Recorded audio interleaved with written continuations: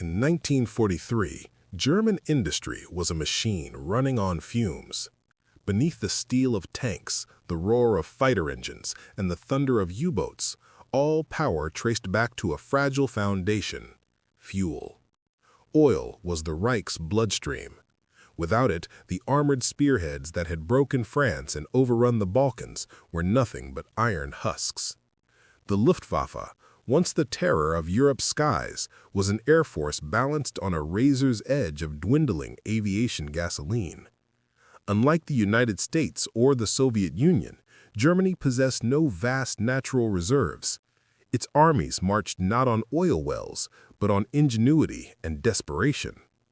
Synthetic plants, built by IG Farben and others, worked around the clock to convert coal into fuel. At Ploiești, Leuna, and Blechhammer, towering stacks and chemical vats transformed black dust into liquid bloodlife.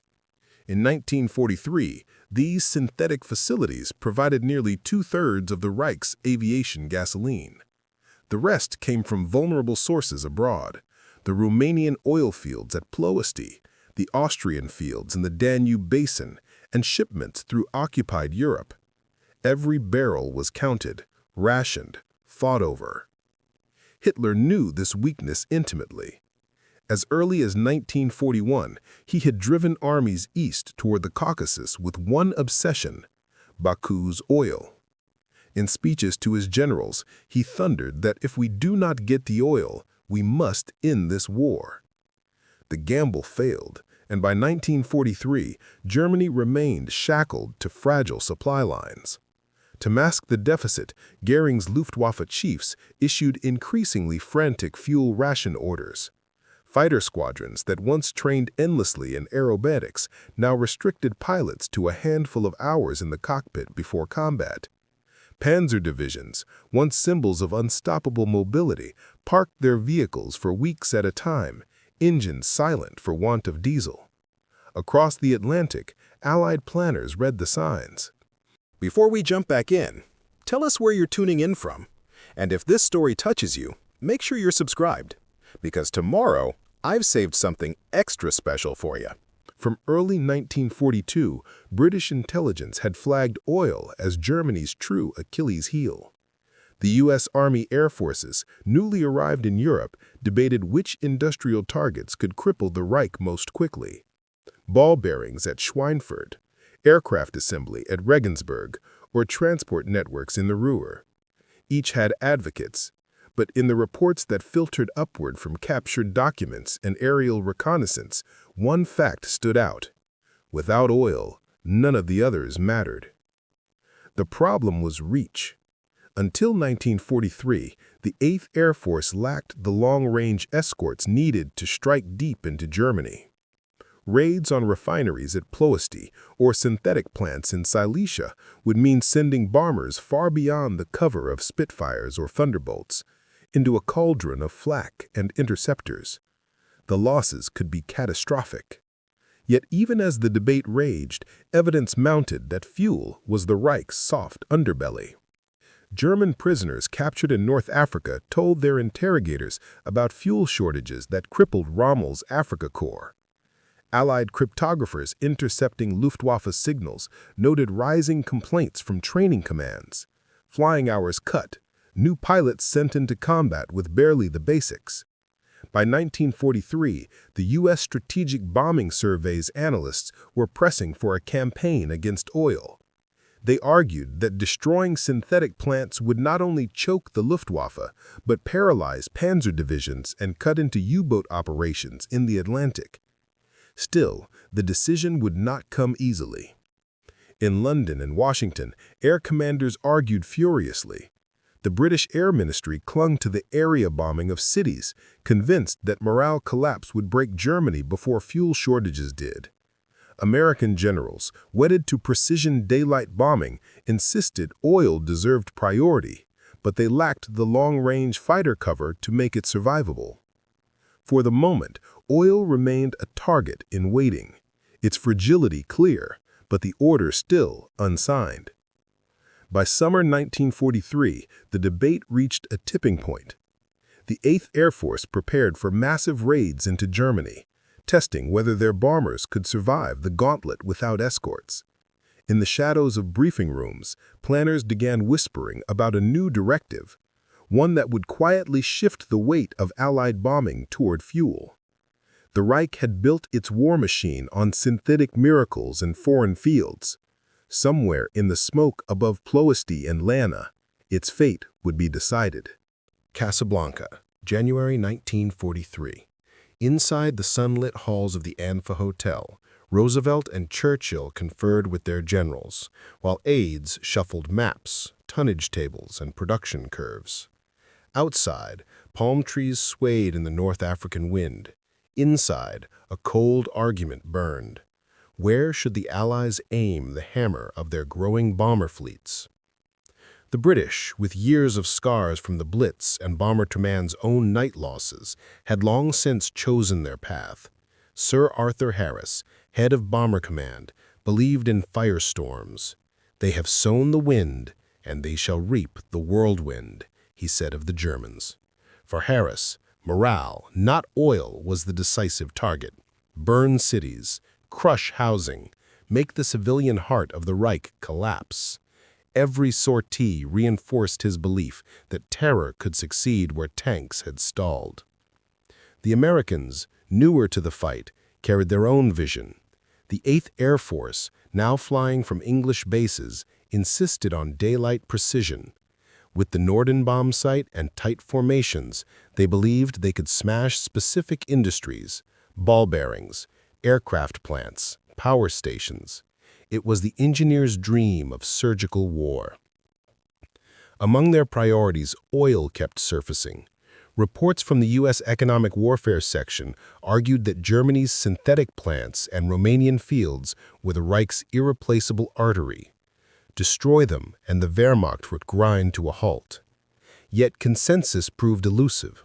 Ball bearings became a fashionable candidate. Advocates claimed that crippling the factories at Schweinfurt would ripple through every German industry, but skeptics warned that Germany had stockpiles and alternatives. Railroads, too, drew attention. Strike the transport system, and coal could not reach factories. Each faction defended its chosen target with graphs, charts, and promises of swift results. Amid the debates, oil remained a haunting constant. The British Ministry of Economic Warfare circulated a 1942 study warning that the vulnerability of German oil is greater than any other single sector. U.S. intelligence officers agreed, but admitted the problem: range. Without long-range fighter cover, the bombers would fly into a storm of Focke-Wulfs and Messerschmitts. A mission to Ploiești or Silesia might cripple oil, but it could also annihilate the bomber force. Still, testing the theory became unavoidable. Through the spring and summer of 1943, the 8th Air Force hurled its B-17s against industrial cities deep inside Germany. The missions proved both the promise and peril of daylight precision. At Regensburg and Schweinfurt, formations pressed through murderous flak belts, only to be slashed apart by waves of interceptors. Losses ran above 20% in some raids, unsustainable even for America's growing arsenal. In Washington, General Hap Arnold wrestled with the arithmetic. He knew bomber strength was climbing, with thousands of new aircraft arriving monthly, but air crews could not be replaced so easily.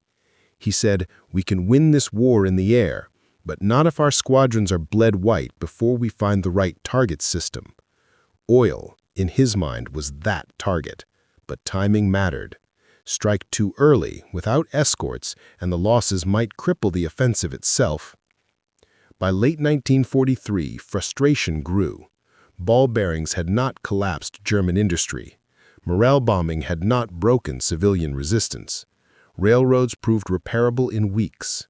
But fuel shortages were beginning to appear in enemy signals intelligence. A Luftwaffe training command complained that rookie pilots could no longer log more than 50 flying hours before combat. On the Eastern Front, German Panzer units were rationed to fewer maneuvers. Each intercepted report was another data point in a growing case. Oil was the Reich's pressure point. Thus, as 1943 closed, the debates converged into a quiet decision. The next year would bring a shift. Before oil could be struck decisively, the Luftwaffe itself had to be broken, its fighters swept from the skies. Only then could the oil plan be unleashed. Casablanca had not ended the argument, but it had set the trajectory. The secret order was forming, whispered in conference rooms, drafted in memoranda. Oil, not terror or bearings, would be the target that mattered most once the Allies had the means to reach it. At dawn on August 1, 1943, a formation of 178 B-24 Liberators roared off dusty runways in Benghazi, Libya.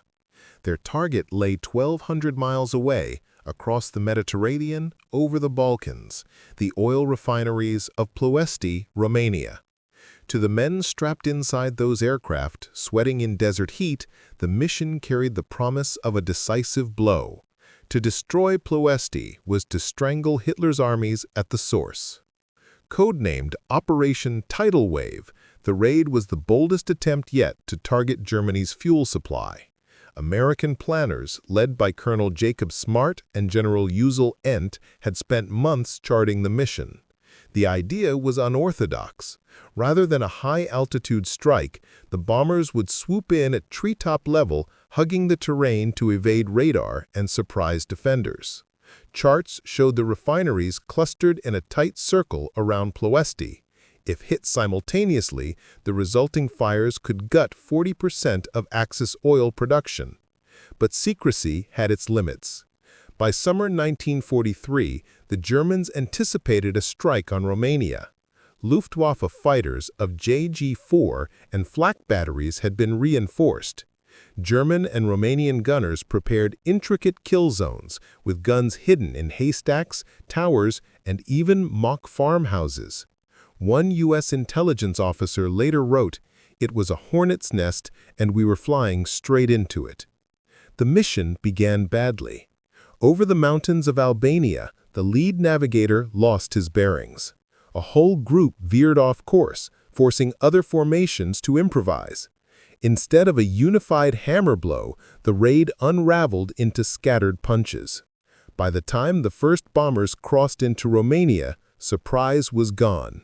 Church bells in Ploiești clanged warnings. Smoke from burning fields curled into the sky. Then came the flak. From treetop height, gunners on rooftops and fields fired directly into liberators streaking overhead. Crews remembered walls of black smoke and orange tracers slashing past cockpits. One pilot swore the shockwaves lifted his bomber as if it were a toy.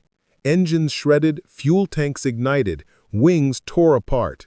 Some B-24s skimmed so low they clipped smokestacks or power lines before cartwheeling into the ground. Amid the chaos, acts of raw heroism unfolded. Colonel John Kane's group pressed into the WWII refinery complex, releasing bombs through blinding smoke while gunners fought at point-blank range. Lieutenant Lloyd Hughes, his aircraft ablaze, refused to turn back. He guided his Liberator over the target, dropped his load into the tanks below, and seconds later crashed into a field, an act that earned him a posthumous Medal of Honor. By afternoon, survivors limped back toward Benghazi, scattered across the Mediterranean sky. Of the 178 bombers that departed, 53 were lost.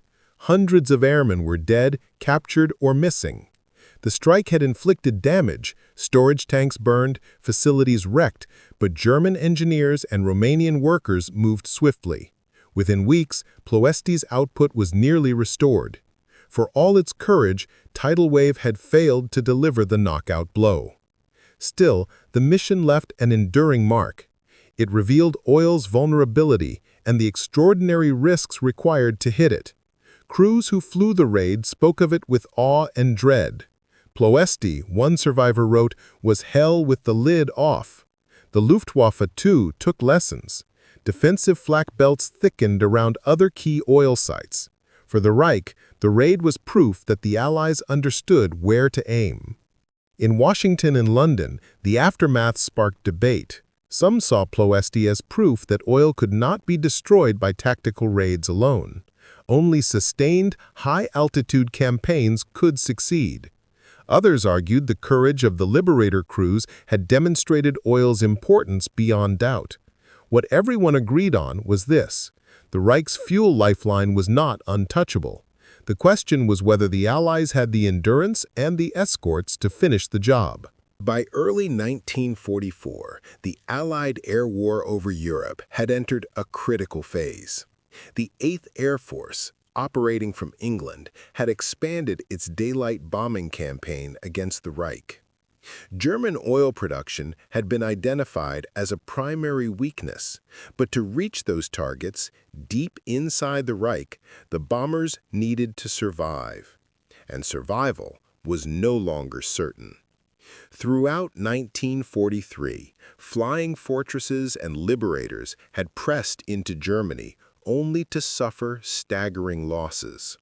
Schweinfurt and Regensburg raids had left burned wrecks littering fields from Bavaria to Belgium.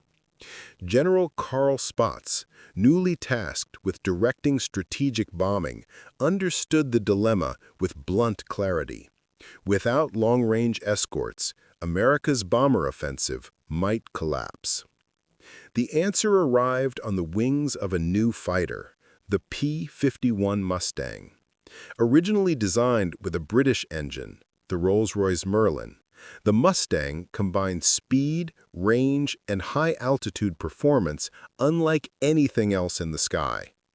With drop tanks, the P-51 could escort bombers to Berlin and back, a feat no P-47 or P-38 could reliably achieve in early 1944.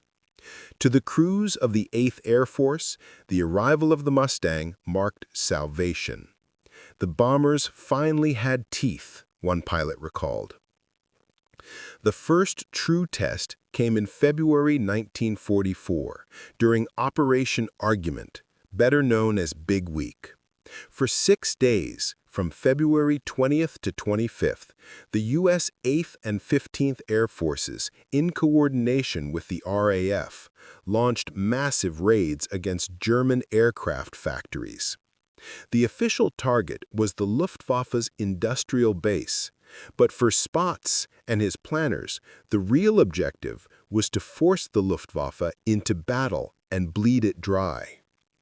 The skies over Germany erupted in violence. Hundreds of B-17s and B-24s flew in disciplined box formations, their contrails weaving white scars across the winter sky. German radar picked up the armadas as they crossed the Rhine, and the fighters came. Messerschmitt Bf-109s and Focke-Wulf Fw-190s climbing in waves, seeking to tear apart the bomber streams before they reached their targets. For the first time, though, the bombers were not alone. P-51 squadrons dove in, engines howling, slashing through German formations. American pilots broke free from strict close escort doctrine, chasing the Luftwaffe deep into its own airspace. Gun camera film from that week showed Mustangs plunging into swirling dogfights over Leipzig, Gotha, and Regensburg, their 6.5 caliber machine guns ripping apart fighters once considered untouchable.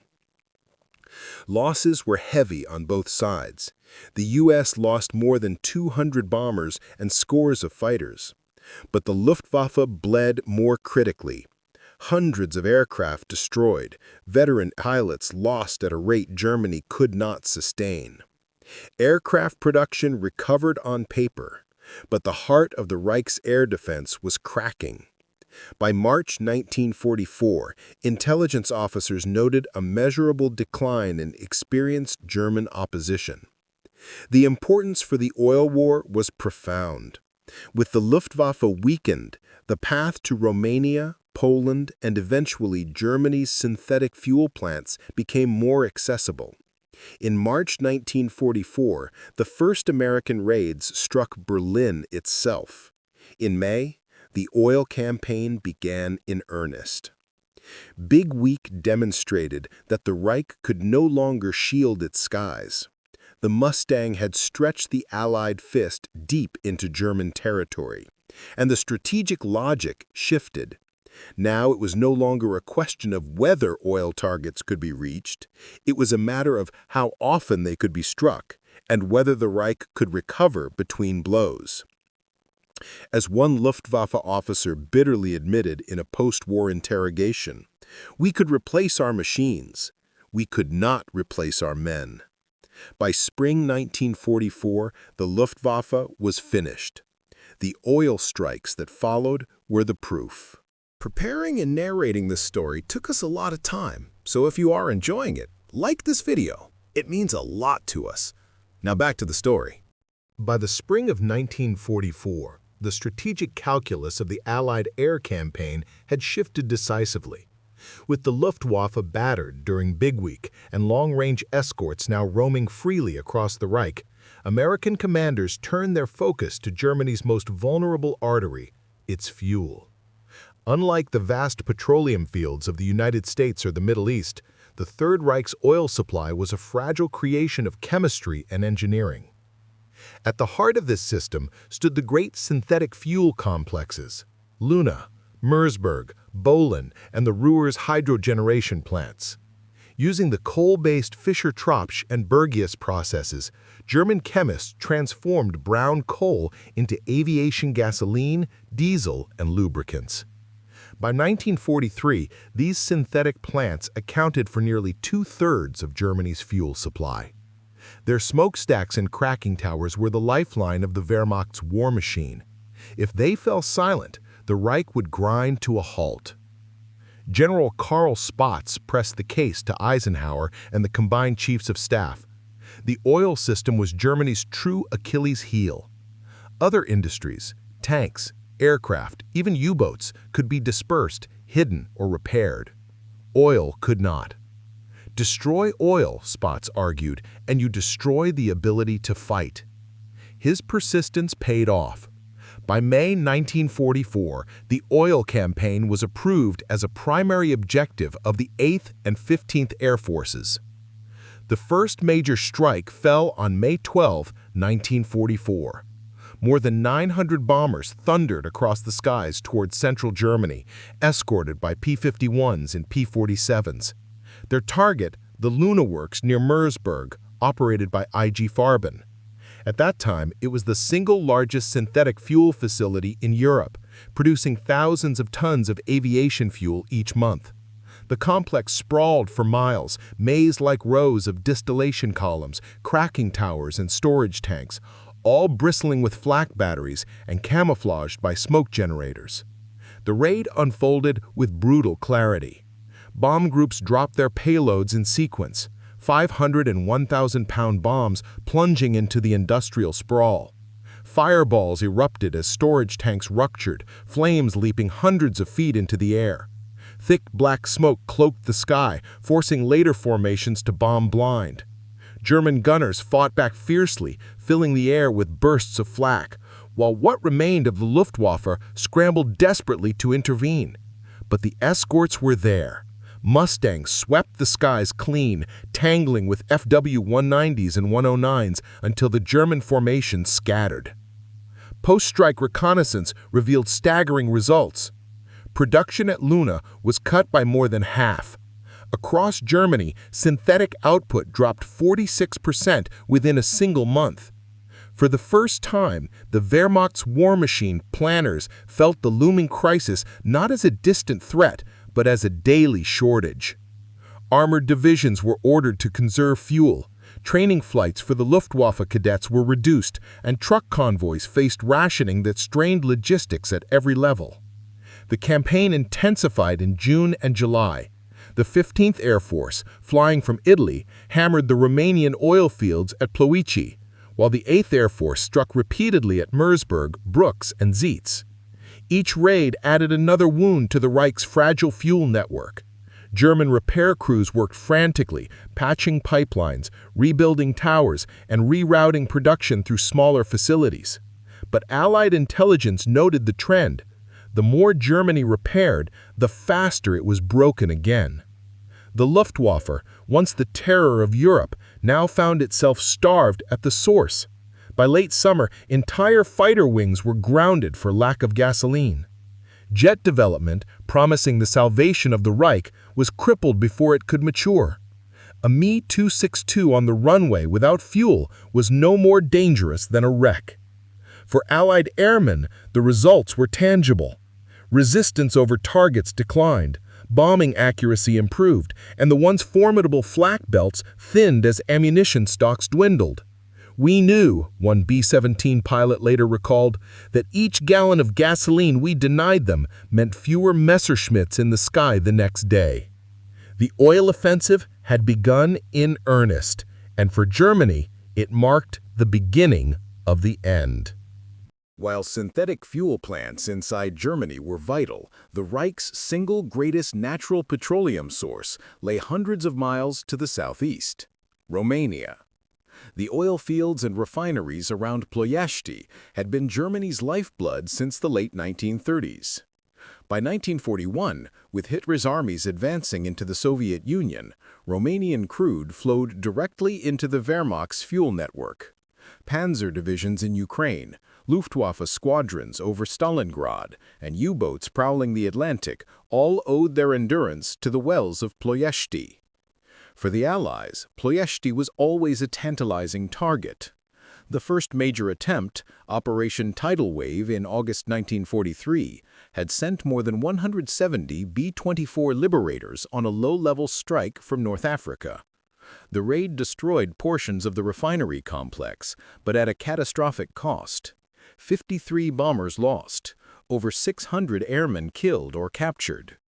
Though production dipped briefly, German engineers and Romanian crews swiftly repaired the damage.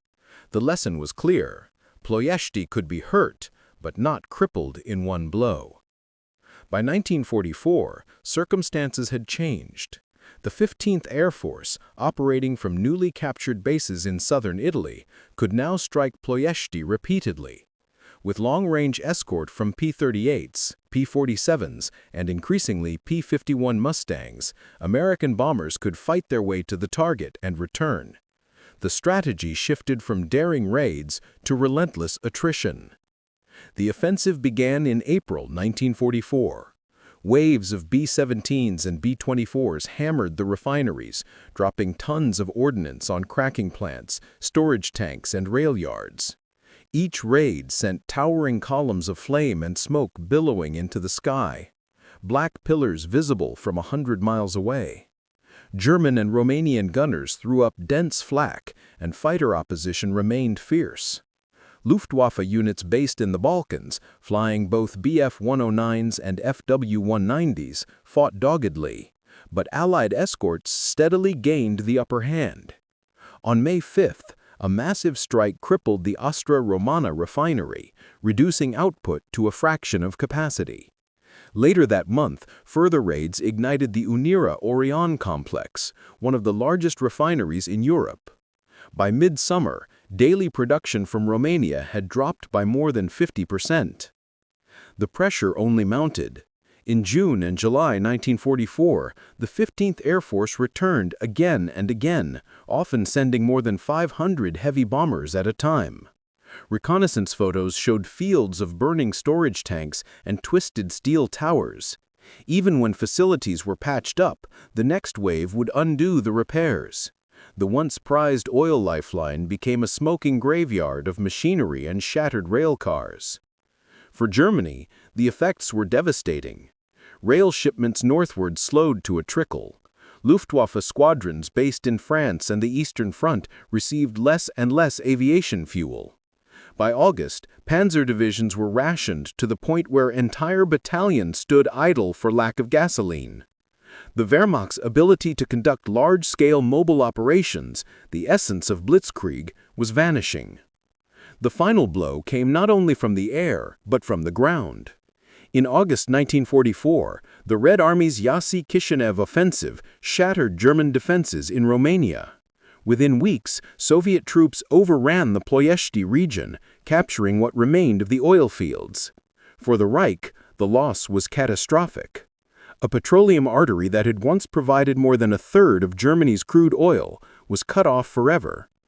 Captured German officers later admitted that the collapse of Romanian oil marked a turning point. Without Ploiești, one recalled, we fought only on borrowed time. Allied intelligence confirmed the verdict. After August 1944, the Reich's fuel crisis accelerated into freefall. What had begun with synthetic strikes in Germany was now magnified by the elimination of Romania. The Luftwaffe, already reeling, would soon be unable to rise in strength. Panzer armies, once the terror of Europe, would limp into battle half-supplied, their tanks abandoned on roadsides. The black smoke over Ploiești was more than a tactical victory. It was the visible sign of Germany's strategic defeat in the fuel war. By the late summer of 1944, the Reich's fuel lifelines had been severed one by one. Romanian oil was gone. The synthetic plants were reeling from repeated strikes, and stocks in storage were dwindling. Yet Hitler and the Luftwaffe command clung to the hope that Germany's industrial engineers could perform miracles. Central to that hope was Leuna, the sprawling synthetic fuel complex near Merseburg that IG Farben had built into the beating heart of Germany's chemical empire. Leuna was more than just a refinery. Covering several square miles, it was a labyrinth of pipes, hydrogenation units, distillation towers, and pumping stations. At its peak, it had produced nearly a quarter of all synthetic fuel in the Reich. Its protective measures were equally formidable. Over 1,000 heavy anti-aircraft guns ringed the complex. Smoke generators cloaked it in artificial fog, and camouflaged repair crews worked around the clock. To Allied planners, it was the crown jewel of the oil war, the one target that, if crushed, could deal a fatal blow. The first sustained raids had come in May and June, but by autumn 1944, the assault on Leuna intensified into something closer to a siege. Day after day, formations of B-17s and B-24s thundered over central Germany, escorted by swarms of Mustangs. Each strike dropped hundreds of tons of ordnance. Towers toppled, pipelines burst, and storage tanks ignited into rolling infernos. Yet, miraculously, within weeks, output resumed, never at full capacity, but always enough to keep the Reich's armies supplied at a trickle. For the bomber crews, Leuna became a byword for danger. The flak was denser than anywhere else in Europe, so concentrated that veterans described it as a black wall in the sky. Dozens of aircraft returned riddled with holes, many never returned at all. If you flew to Leuna, one B-24 pilot remembered, you knew you were going into hell. The cost was steep. Hundreds of American crews were lost in the skies over Merseburg. Still, the attacks continued, and slowly the balance shifted. By September, Leuna's output was down to less than 10% of its pre-war peak. The German economy began to suffocate. Rail traffic stalled as locomotives lacked fuel.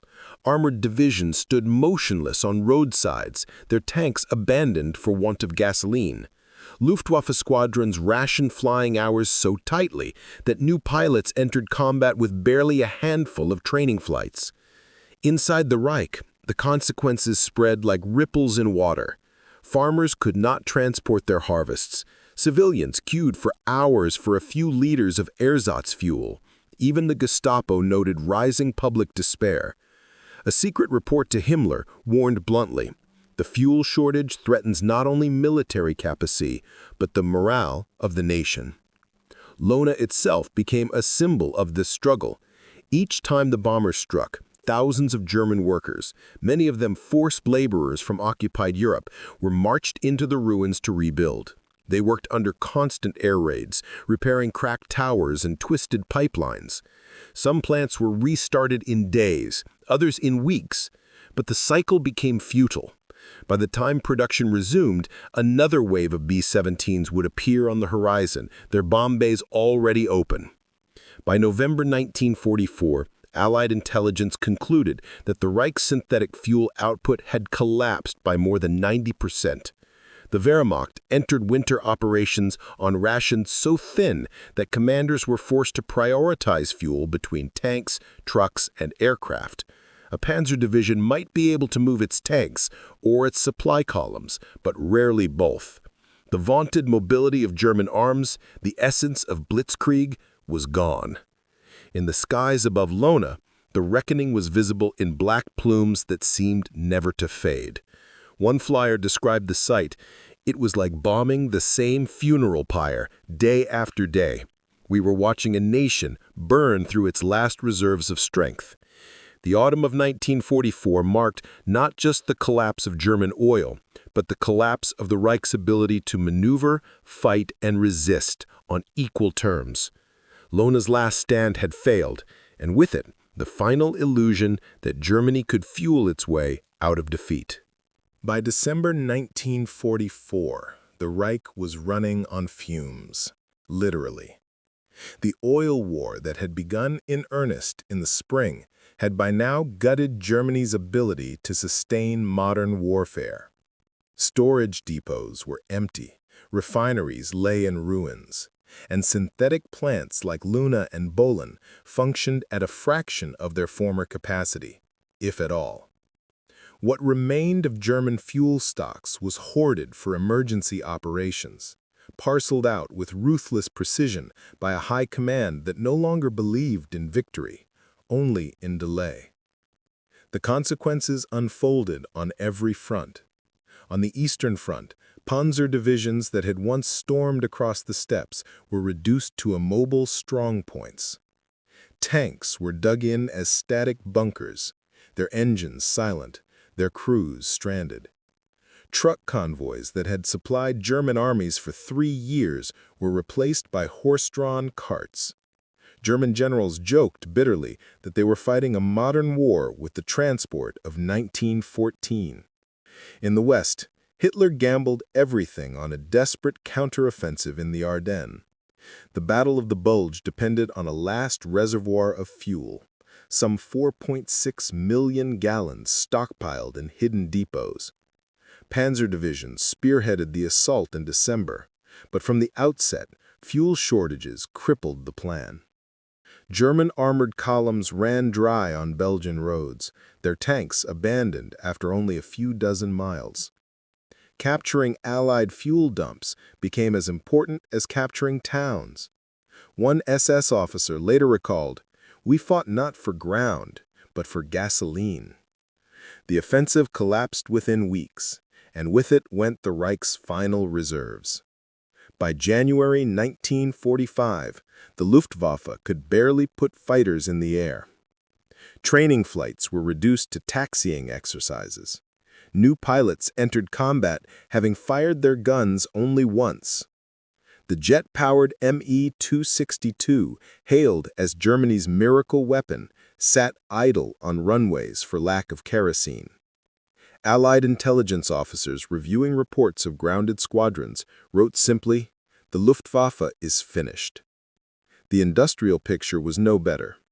Allied bombers continued to pound refineries and storage depots throughout the winter. Merseburg, Zeitz, and Brüx were struck again in January and February, each raid leaving little more than smoking ruins. Repair crews struggled heroically, but Allied reconnaissance flights showed only diminishing returns. Synthetic output, which had once provided millions of tons annually, collapsed to less than 5% of pre-war capacity. For the German population, the oil collapse seeped into daily life. Buses stopped running in many cities, streetcars slowed to a crawl, and even coal deliveries faltered as transport broke down. Civilians scavenged forests for firewood. Farmers, cut off from gasoline for tractors or trucks, turned back to oxen and wagons. Letters intercepted by Allied intelligence painted a picture of despair. Mothers writing of days spent queuing for a liter of ersatz kerosene. Fathers lamenting that bicycles were now their only means of travel. The psychological weight of the oil collapse was immense. German propaganda could no longer boast of miracle weapons when those weapons sat idle. Soldiers at the front measured their fate not by the enemy's strength, but by the contents of their fuel cans. As one Wehrmacht officer told interrogators after the war, "We were not beaten in the field alone. We were starved of movement. We were turned to stone." By April 1945, as Soviet tanks closed on Berlin and American forces swept across the Elbe, the Reich's fuel situation was beyond repair. Hitler's last orders to his commanders included frantic demands for gasoline that no one could supply. In many units, surrender came not after battle, but after engines sputtered to a halt. The once mechanized Wehrmacht ended the war in a state more primitive than when it had begun. When the guns finally fell silent in May, investigators from the U.S. Strategic Bombing Survey toured the blackened ruins of Leuna, Ploiești, and Merseburg. Their conclusion was unambiguous. The destruction of Germany's oil system had been decisive. Armies without fuel could not fight. Aircraft without fuel could not fly. The Reich had been bled dry, not just the men and machines, but of the fuel that gave them life. The war had begun with Blitzkrieg, fast, mechanized, fueled by oil. It ended in a nation immobilized, its tanks rusting in fields, its planes grounded, its future consumed in smoke.